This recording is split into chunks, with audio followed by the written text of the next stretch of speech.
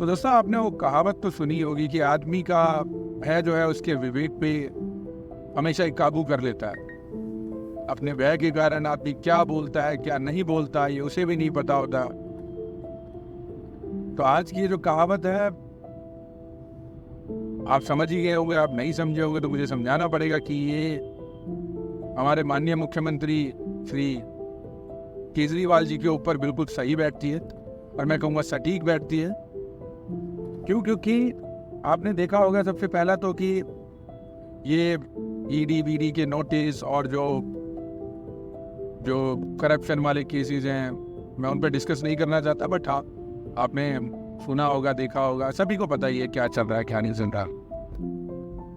इन cases में आपने एक चीज, अभी केजरीवाल जी ने कुछ एक नया शिगुफा जोड़ा, और मैं कहूँगा उनकी पार्टी की तरफ से एक शिगुफा आया।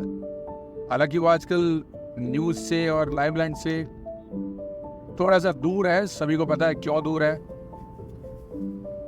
और इस लाइमलाइट में रहते उन्होंने एक कोशिश की कि एक बार फिर से न्यूज़ में आने की।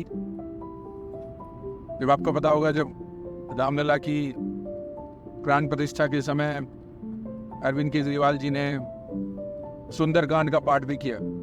ये वही केजरीवाल जी हैं जिन्होंने कुछ टाइम पहले एक हनुमान चालीसा का पाठ भी किया था, जब दिल्ली के इलेक्शन हुए थे और दिल्ली में लड़ाई हनुमान जी के ऊपर ही आके रुक गई थी। उन्होंने करोल बाग मंदिर में भी हनुमान जी के वहाँ विजिट किया, मैं हनुमान का भक्त हूँ, ये सब चीज़ें तो वो सभी को पता है। मैं उस बारे में डिस्कस नहीं करूँगा। लेकिन हाँ, शिगुफा क्या था? शिगुफा ये था कि बीजेपी जो है और मोदी जो हैं, मोदी जी, वो आम आदमी पार्टी को तोड़ना चाहते हैं। तोड़ना चाहते हैं, किस हद तक तोड़ना चाहते हैं? तोड़ना चाहते हैं, ठीक है, बहुत सी पार्टियां टूटती हैं, जुड़ती हैं, वो राजनीति जैसा आपको पता है, वो हमारी और आपकी सोच से परे है। एक आम आदमी की, आदमी अपनी फेवर के लिए कहीं चला जाता है। हमने देखा है कल ही बिहार में कि नीतीश कुमार जी ने कैसे शिफ्ट किया है अपने गोल पोस्ट को, समय रहते 5 साल के ड्यूरेशन में third time you just shifted from BJP to RJD, then RJD to BJP again. तो वो मुद्दा नहीं है, मुद्दा ये है कि किस हद तक आपकी पार्टी को कोई हार्म करेगा जो कि आप उसके लिए न्यूज़ बनाए और लाइमलाइट में आए। तो यहाँ केजरीवाल जी ने कहा कि बीजेपी उनके, या केजरीवाल की पार्टी ने कहा कि बीजेपी उनके 7 विधायकों को तोड़ना चाहती है। कैन यू इमेजिन कि बीजेपी 7 विधायकों को तोड़ के क्या करेगी? आपको ओवरऑल दिल्ली की स्ट्रेंथ सभी को पता होगा, 70 सीट्स है, 36 एक पार्टी को मेजॉरिटी के लिए चाहिए। आम आदमी पार्टी के पास at this point in time 63 seats है, बीजेपी के साथ है। अगर बीजेपी उनके साथ एमएलए तोड़ भी लेती है तो क्या होगा उससे? ना तो सरकार गिरेगी, ना ही अभी कोई राज्यसभा के इलेक्शन है जिनमें कहा जाए कि सरकार तोड़ के बीजेपी कुछ बेनिफिट गेन कर लेगी या हॉर्स ट्रेडिंग कर लेगी।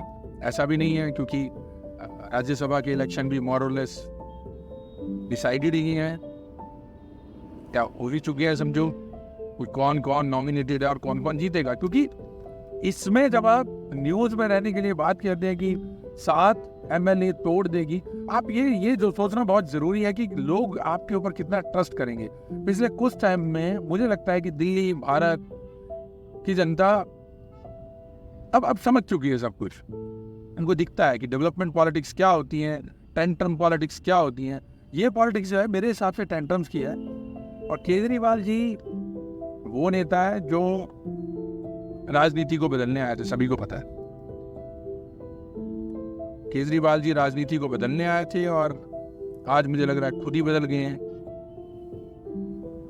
मेरा यही मानना और कहना है कि इस जो लाइव का एक ही मुद्दा था, एक ही मैसेज था कि आप अगर मैसेज ऐसा देंगे जिसमें जो मैसेज कंस्ट्रक्टिव ना हो और लोगों को लगे कि हाँ यार जो आप बोल रहे हैं वो झूठ ही बोल रहे हैं, क्योंकि उसका कोई फर्क तो है नहीं on the period of time.